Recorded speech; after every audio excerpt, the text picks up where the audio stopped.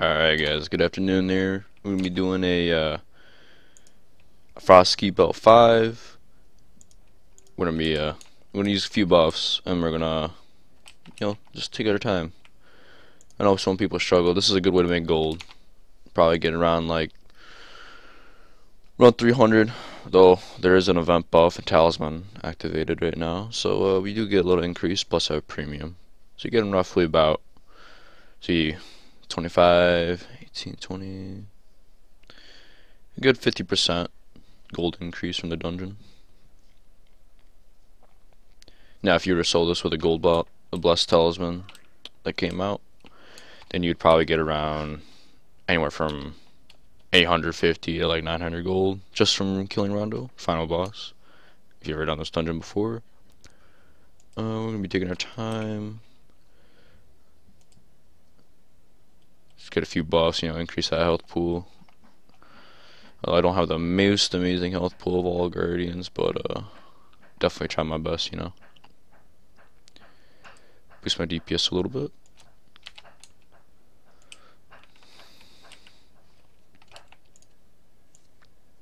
And I recommend when running this dungeon for Guardian, take a strength build, because due to your talent tree, I mean, this is a basic setup. You go full stalwart to get most amount of DPS. You go for warrior aegis, that increases your own, attack as a passive, as well as boosts the damage of certain skills. But also take sacred balance as an important skill, because it can, when you use weapon toss or justice force, and justice force is a 2-hit combo. Each hit will heal you for 5%, so the more health you have, the more it'll heal. So it's beneficial to do that. And let's start this dungeon. Now, probably want to obviously start with clearing out this crystal first. It's always a priority. Don't want ads spawning later on. Grab a bit of the room if you can, and always, when activating archers, just always block them, because they'll shoot you no matter what. It's part of the rotation. And obviously the guards would be doing that. Constantly block 2 in the dungeon. It helps a lot because of our damage reflection on our shields. And the goal will be to just keep them, at bay from attacking you in general by chaining, blocking, anything to keep you from taking damage. Now the new Guardian set, the Temujin set's also very useful for this dungeon. I mean, you can do an Alsatian, but I wouldn't recommend doing L5 in it. It's just the defense is slightly lower. Well, not slightly. It's actually a dramatic increase in defense from Temujin to Alsatian to Temujin. But the lightning effect is a full set bonus of Temujin, and it helps clearing stuff because it's 300% of your damage. So whatever your DPS is, and it will reflect and hit monsters hitting you. So as a guardian, it's good to just do what you do best. Just gather everything that you have in the room and just let the ability proc and just take advantage of it.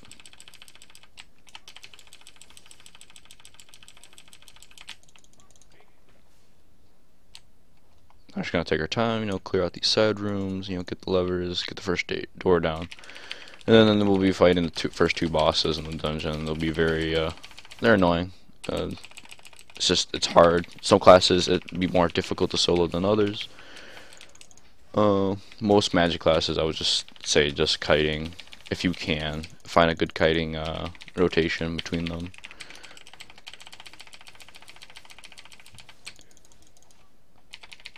The problem is with that section of the dungeon is that the magic user is high DPS. Obviously, for any class, magic just does a dramatic amount of damage, and it's hard to counter. So the Guardian must be agile about his blocking. This is my first video, by the way, and I've actually recorded my voice commentary.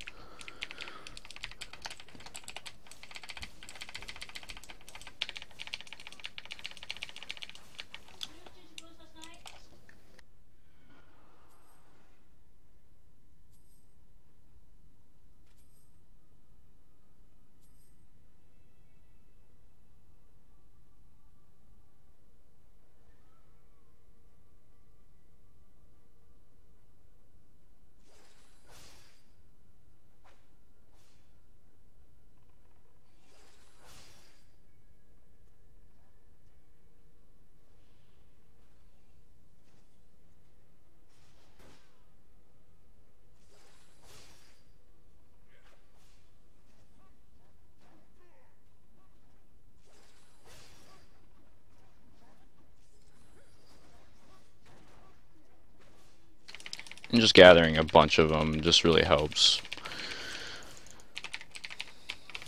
You know, playing this game for a long time, it's just, you kind of get used to it, just gathering a bunch and compensating for lack.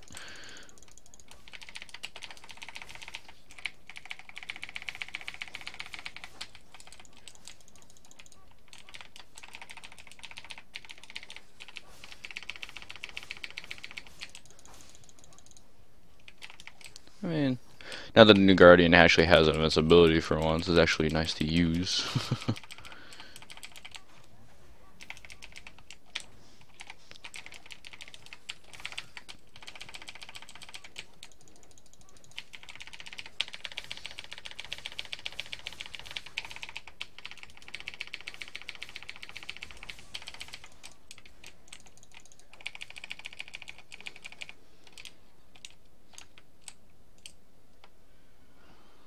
Now let's go get that gate open.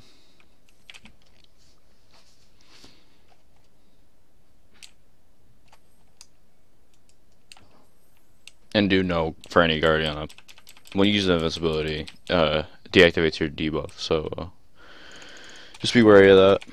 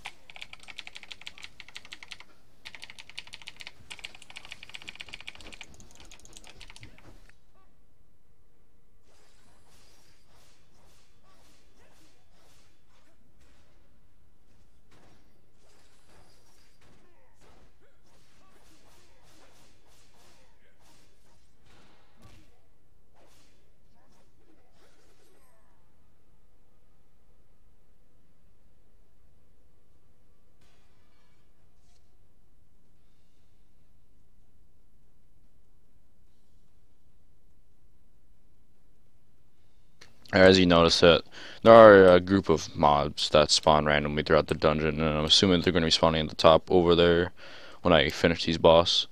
Uh, because it's a mage, archer, and guard, and they can be kind of annoying, especially like the two ranged units. But as long as you get past them, and get to the crystals, because they are, once you kill these bosses, and as soon as you start the stairs, the timer activates. But you don't know how much time is. But you have to quickly as possible destroy the crystals. I recommend doing the first and third because they're the worst of them. And if you don't do it, the boss is just gonna be, a dumpster fire because the amount of damage that he'll be outputting and annoyance he will give you isn't the best to deal with. And then, for Guardian, target Dalemarch because his moves are just worse than Balbora.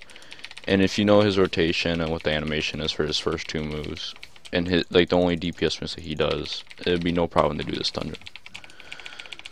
You just gotta focus on him, keep Dalemarch arrows away from you, because they will nuke you, unless you have insane gear. Mine isn't insane, I just have adequate for what I have. And that is not what you're supposed to do.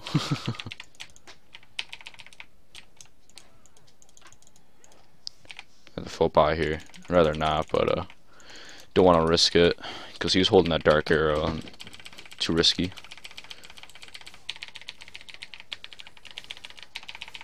Another dark arrow. Barbara's probably gonna do a like his knockdown soon. It's an AoE. Oh, never mind. He went for the hammer.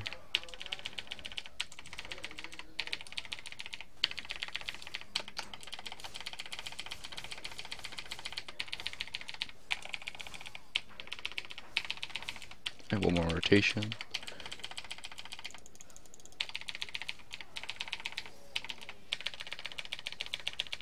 Just keep focusing on Dalemarch. You want him dead as soon as possible. He's your main focus of this dungeon. Rondo isn't that bad. You just gotta know how his rotation is, or at least predictability on his moveset.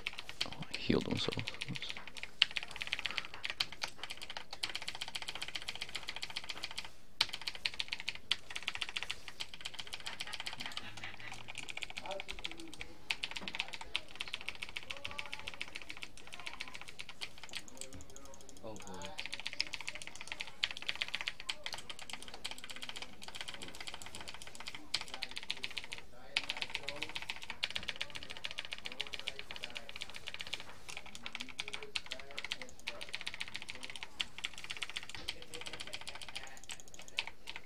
And there's a strong will, it'll just knock you down.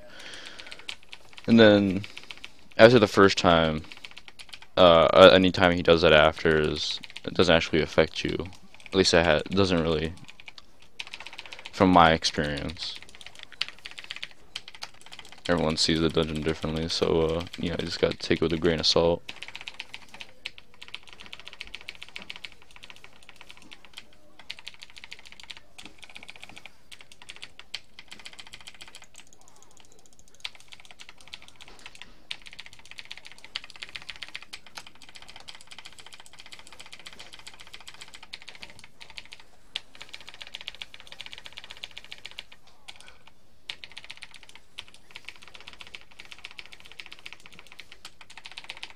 Oh no, don't want to have that now, do we?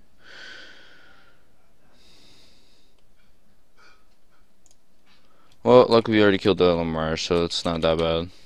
Unfortunately, I wasn't able to block, though my combo was still in motion. Yeah, that's just one flaw of the Guardian that I see is when fighting, the Guardian has a good moveset, yes, but for the longest time, if you're in a chain combo and you're focusing DPS, it's hard to cancel it with a block because the motion of your skill's already active, so it's very hard to just cancel it in between. But now we can just focus on Balbora and hopefully no slip-ups will happen this time. That it didn't really help that he critted me that one time, so that didn't really, it was just unfortunate.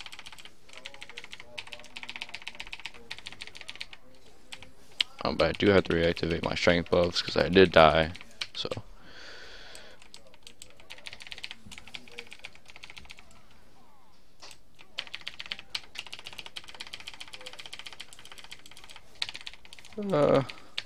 Make this run go a bit quicker. I'll activate a catnip just to get this run over quicker. You don't have to go heavy buff unless it's really necessary, depending on how much your gear is.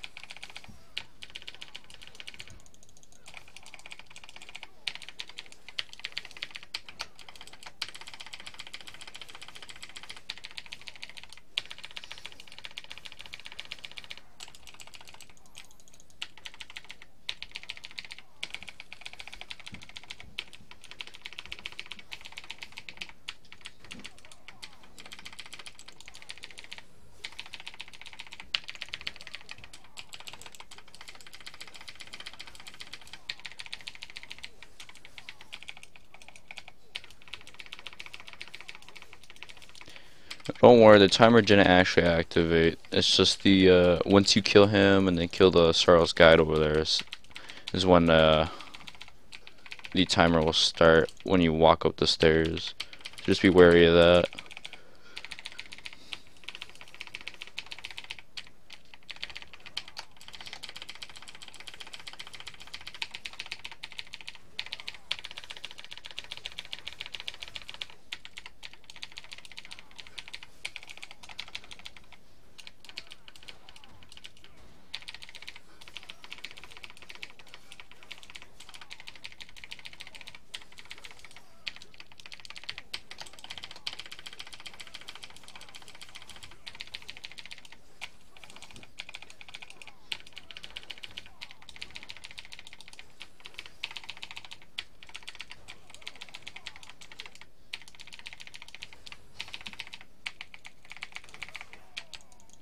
And then just finish off the wizard here, and then you'll be set to go up the stairs.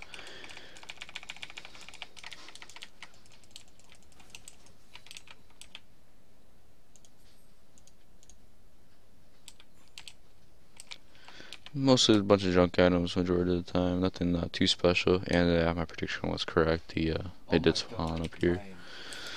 Alright. And then you just want to go and grab everything, run up, not get shot by an arrow. But you know what? It's okay. Just don't stop moving. You want to get up to the crystals up here as soon as possible. They're most important to you.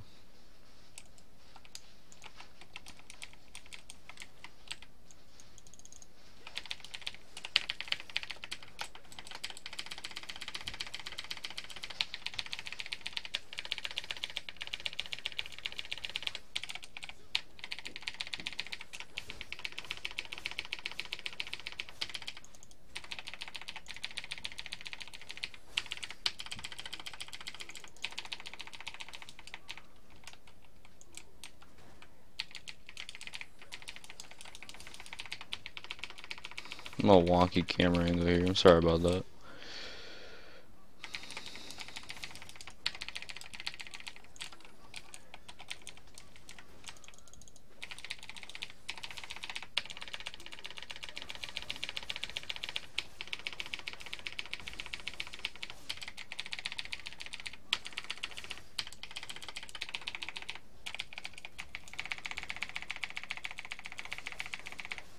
Alright.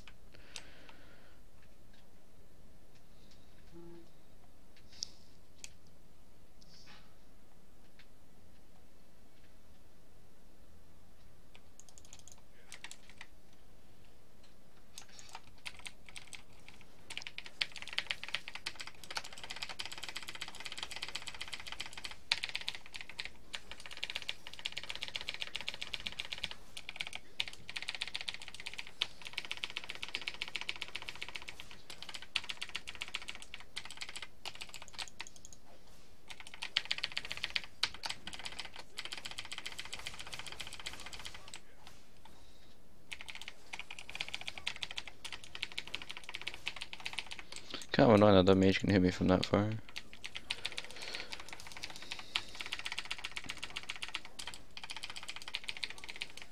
Oops. Sorry about that.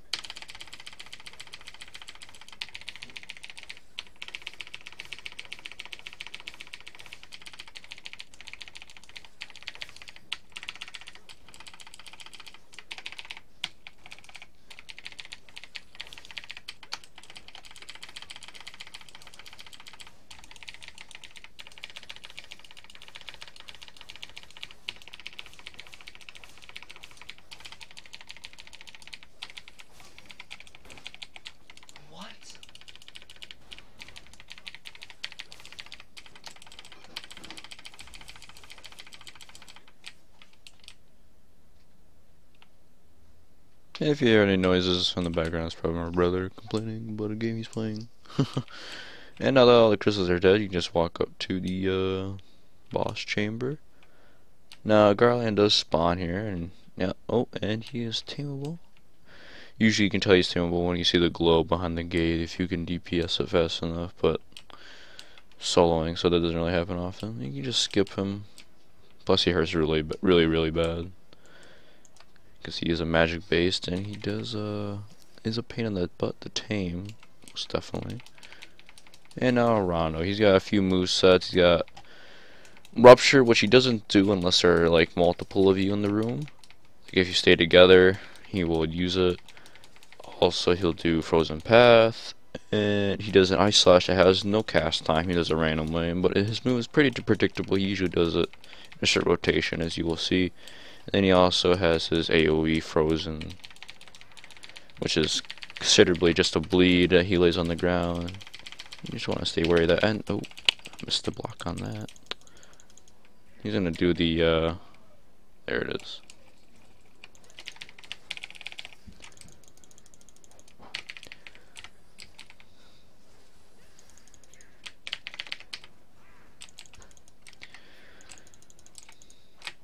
And there's a frozen path, and he'll probably do the Ice Slash right after, typically.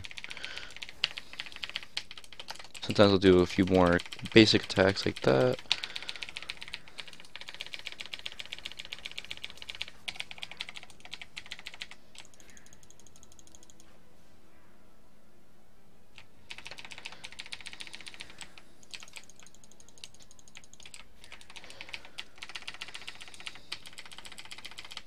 And I don't know why my block didn't count there. It's a little unfortunate.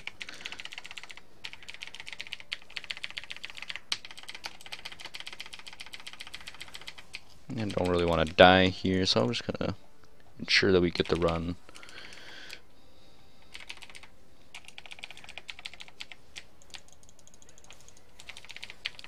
You can see he did do the basic attack and then do the Ice Slash, so it's a little annoying sometimes when you're trying to get this guy down as fast as possible, but you know, he doesn't want to go down, you know. I also notice that his damage escalates when your health is lower, which is very annoying, especially for a Guardian, when you want to have all your defense, but it doesn't matter.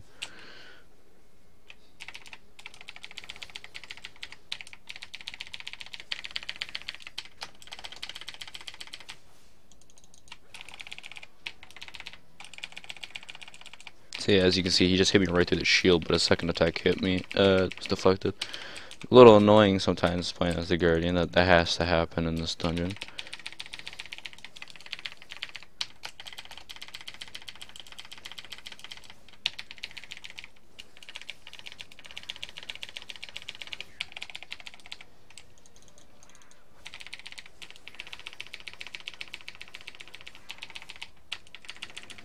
And now Ice Slash. Yeah, that's not good. But he's knocked down though. That's okay.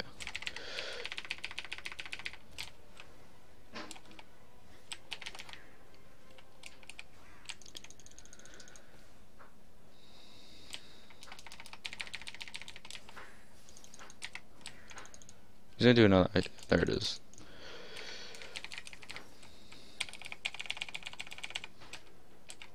Freezing Wind is the move they want to be wary of. You don't want to get caught up in that bleed, you know.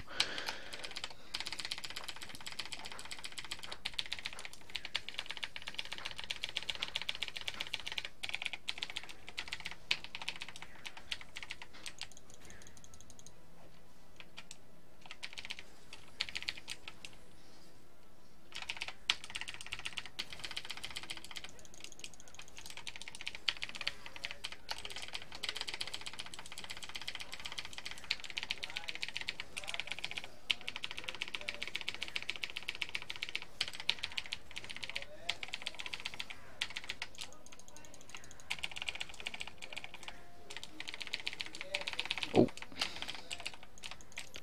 a little late on the block there.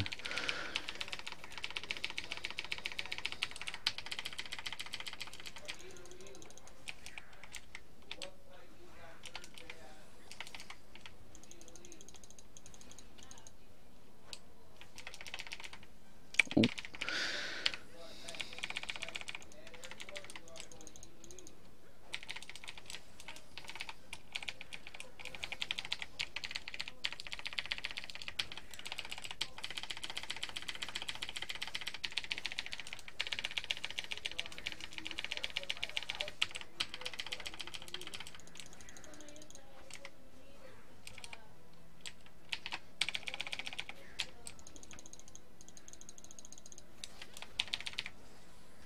And you can dodge it by going behind him, but if you go to the sides, there's a high chance you'll get clipped by that move as well. So just be wary of it. Sorry if I'm not doing a good commentary. It's my first time doing one, and you just gotta keep. I'm just trying to focus on the boss. make sure maintain my health. You know, I don't want to risk it too much. You know, because at the end of the day, you know, you want to make that money, right? This is one of the best ways to make money if you can do it. And if not, I mean, you can do a low level and still get adequate amount of gold. L1, you probably get around 40 gold. L2, you get around 80. L3, you get around 120, and so forth and so on. It just increases, and eventually, when you get to L5, if you can, the money you make is significant. Base around 250 roughly, if I remember correctly, but due to the event, it's always higher. It's around 250, like 300-ish, because it is an L5, and it's the hardest difficulty that they give you a lot of money for your hard work, you know, for once in Icarus, if you ever played this game before.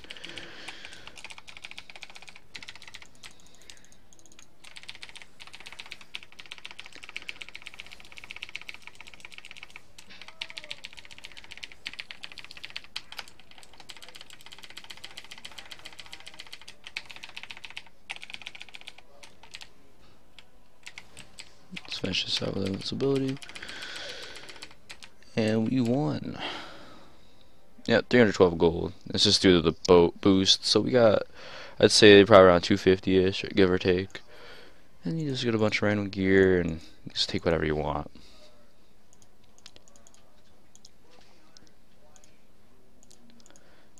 Also, Blessed Feathers drop a lot in here, so you pretty much be going in here in a loop system.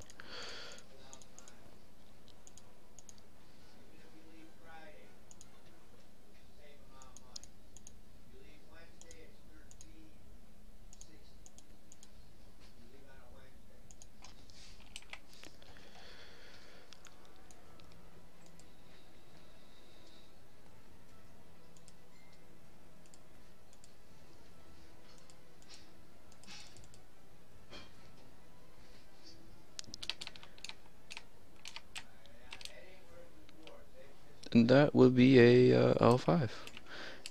So hope you enjoyed the video, and have a good day.